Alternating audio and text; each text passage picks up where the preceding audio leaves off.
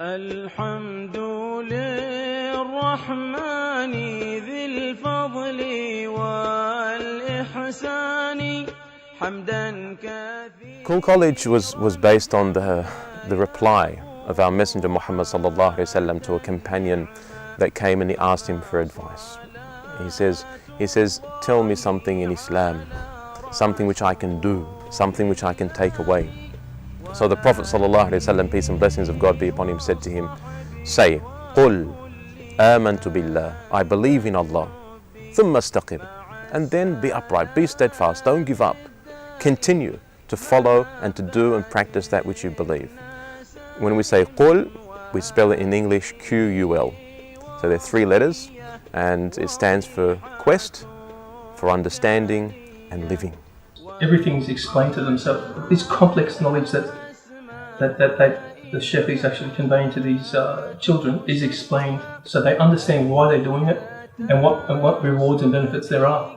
Well, I've noticed that every prayer I pray now is actually much slower and much it's a whole different meaning now. It's not like just like Bismillahirrahmanirrahim, I want to go play with my friends, blah blah blah. You know what I mean? Like I feel like I think differently now. It's much better. I think it's getting more difficult for us as parents to take upon the nurturing and the raising of children on our own. And I think we've got to be really, really innovative in the way that we engage those hearts. And the way of the people of the past was that there is a direct connection between a small group of students and their teacher. And it's something on a regular basis. It's one where there's a long-term relationship that's developed. It's mentoring, it's guiding, it's making things fun, it's ensuring that there is that respect and that compassion. There's got to be, I think, a mutual exchange. Muhammad's always been a great boy, but I really do see a difference. I feel that, he's building on his mannerism.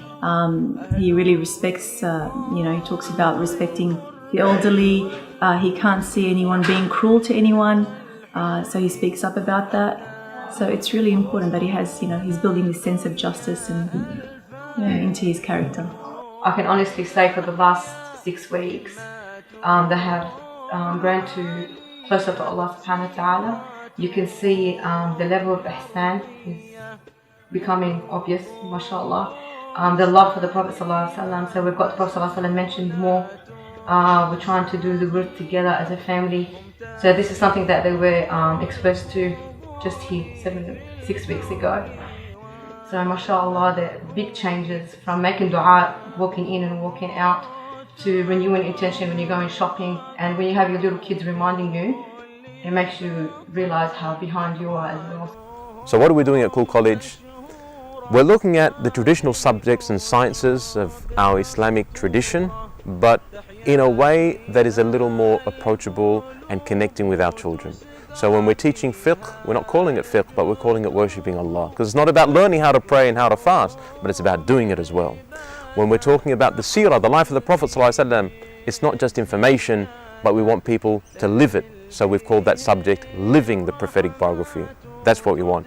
When we're talking about the tafsir and the commentary of the Qur'an, it's not just about understanding, but it's about reflecting on the Qur'an. And that's what we've called that subject. When we're looking at the hadith and the statements of the Prophet ﷺ, peace and blessings of God be upon him, it's not just about memorizing them, but it's about putting them into practice in our lives. That's why we've called that subject behaving well. It's practical, so they're not coming here to have a drill of of information and then go home with that. But they have things that they can practice on. Now, obviously, again, taking that practice may take a bit of time, but at the end of the day, the message is very clear: is that this is how you live your deen. It's not just a benefit for the children; it's a benefit for the family as a whole. Because as the children learn and they start to implement things at home, you think, oh, mashallah. Maybe we should be doing that too. We want to make sure that they're strong in their faith in a way that they can empower others through their faith, that they can interact with others through their faith and not shy away from that. When God says in the Qur'an, we haven't sent you, O Muhammad, except as a mercy and means of compassion for all creatures. That's what we need to start to reinstill in our lives and the lives of people around us.